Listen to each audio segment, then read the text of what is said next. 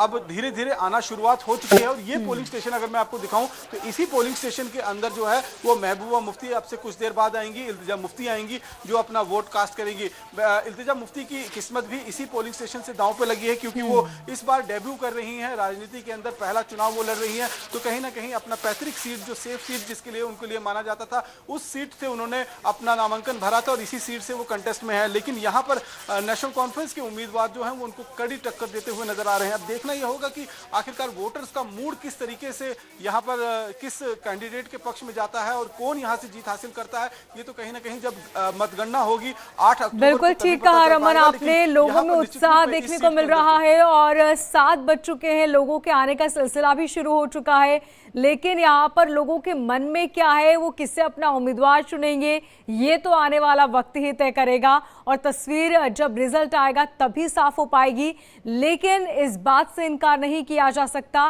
कि लोगों में कितना उत्साह है। ये तस्वीरें आप देख रहे हैं जहाँ कतारें लगनी शुरू हो चुकी हैं और हर उम्मीदवार अपनी बारी का यहाँ पर इंतजार कर रहा है। महिला और पुरुषों की लाइन अलग बनाई गई है। लोग में उत्साह बहुत ज्यादा है, क्योंकि न सिर्फ युवा बल्कि महिला और बुजुर्ग भी बढ़ चढ़कर इस बार लोकतंत्र के महापर्व के हिस्सेदार बन रहे हैं। 7 जिलों की 24 सीटों पर आज मतदान है और ये तस्वीरें आप देख रहे हैं जहां लोगों के पहुंचने का सिलसिला शुरू हो चुका है। रमन लगातार वहां पर बने हुए हैं जो पल पल की अपडेट आप तक पहुंचा रहे हैं। उन्होंने दिखाया कि किस तरह लोगों के पहुंचने का सिलसिला शुरू हो चुका है। हालांकि वहां पर सर्द हवाएं चल रही हैं, लेकिन इसके बावजूद भी लोग वहां पर धीरे धीरे पहुंचने लगे हैं और जैसे ही दोपहर होगी लोगों की संख्या में इजाफा होगा। रमन, हाँ बिल्कुल, निश्चित रूप में जैसे जैसे दिन चढ़ेगा तो लोगों का आने का सिलसिला जो है यहाँ पर और बढ़ना शुरू हो जाएगा। और जिस तरीके से अगर लोकसभा के चुनाव में हमने यहाँ पर देखा था कि लंबी लंबी लाइनें, लंबी लंबी कतारें जो हैं वो वोटर्स की देखी गई थी, उस समय तो देश के कहीं ना कहीं हम देखेंगे प्रधानमंत्री का चुनाव करना था। लेकिन अब देश के जम्मू कश्मीर के मुख्यमंत्री का चुनाव करना है, तो इसमें निश्चित रूप में एक बार फिर जो लोगों का कहना है कि लोग बढ़ चढ़ कर निकलेंगे और निश्चित रूप में अपने मताधिकार का प्रयोग करते हुए न केवल यहाँ पर एक रिकॉर्ड सेट करेंगे बल्कि अपने मनपसंद का जो नुमाइंदा है, जिन्होंने यहाँ से नामांकन पर भरा हुआ है, उसको चुनाकर वो विधानसभा भेजेंगे, जो आगे का भविष्य जो है वो तय करेगा कि आखिरकार जम्मू कश्मीर की सत्ता की जो है ताज जो है वो किसके सिर पर जो है वो यहाँ पर सजने वाला है। क्योंकि हर तरफ से जो है वो दावे किए जा रहे हैं। भारतीय जनता पार्टी ने हालांकि जो 90 विधानसभा की सीटें जम्मू कश्मीर के अंदर हैं, उसमें से सबसे ज्यादा सीटों पर अकेली पार्टी के दम पर यहाँ पर अपने उम्मीदवारों को उतारा है। करीबन 62 उम्मीदवार जो है उन्होंने मैदान में उतारा है। इसी तरीके से नेशनल कॉन्फ्रेंस और कांग्रेस के बीच में गठबंधन है, तो नेशनल कॉन्फ्रेंस 51 विधानसभा की सीटों पर चुनाव लड़ रही है, 32 विधानसभा की सीटों पर कांग्रेस चुनाव लड़ रही है। और इसके साथ साथ में अगर आप देखेंगे तो 5 से 6 ऐसी सीटें होंगी जो नेशनल कॉन्फ्रेंस और कांग्रेस के बीच में एक फ्रेंडली कॉन्टेस्ट जो है वहां देखा जा रहा है। और पहले फेज में ही करीबन 4 सीटें ऐसी हैं जहां पर ये फ्रेंडली कॉन्टेस्ट जो है वो नेशनल कॉन्फ्रेंस और कांग्रेस के बीच में देखा जाएगा। तो अब ये फ्रेंडली कॉन्टेस्ट कहीं ना कहीं भारतीय जनता पार्टी को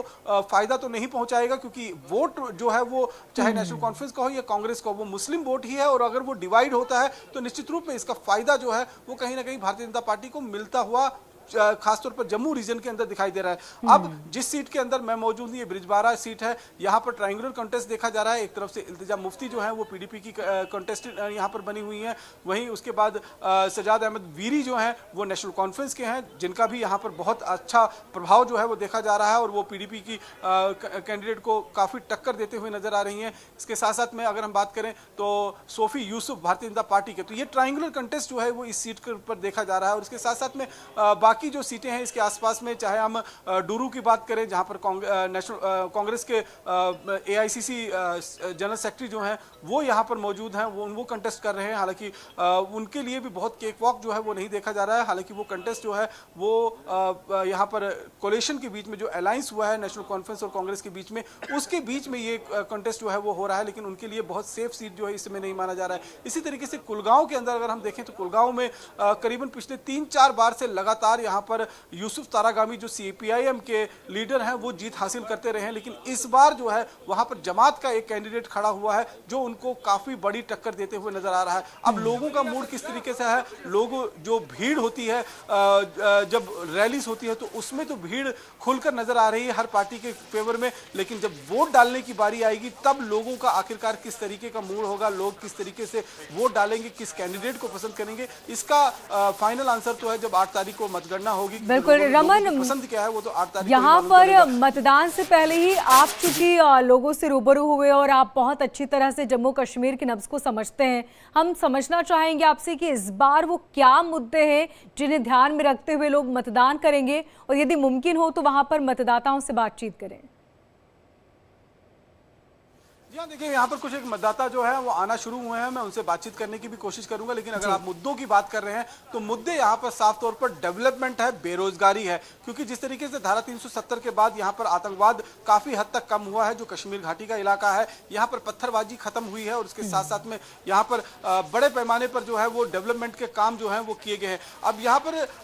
लोग जो है वो कहीं ना कहीं एक बार फिर मैं मतदाता से बात करना चाहता हूँ, ये बताइए मुद्दे यहाँ पर क्या क्या है आपके? बोल दिया पहले, क्या क्या मुद्दे हैं बताइए। बहुत से मुद्दे हैं यहाँ पर, जैसे कि डेवलपमेंट है, बेरोजगारी है, यहाँ पर कोई लाइट का सिस्टम नहीं होता है, फीस ज़्यादा लेते हैं यहाँ लोगों गरीब आवाम में, इसीलिए यही कहा था ना, जो आज इनको मैनिफेस्टो का जो है ना इनका MLA साहिबान है, साहिबा है, कोई भी है, उनको जो मैनिफेस्टो उसके लिए वोट डालते, जो वो कहते हैं उसके लिए वोट डालते हैं।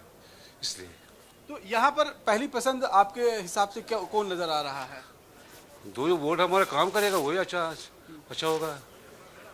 देखिए यहाँ पर लगातार जो है वो कई अब वोटर जो हैं वो आना शुरू हो चुके हैं,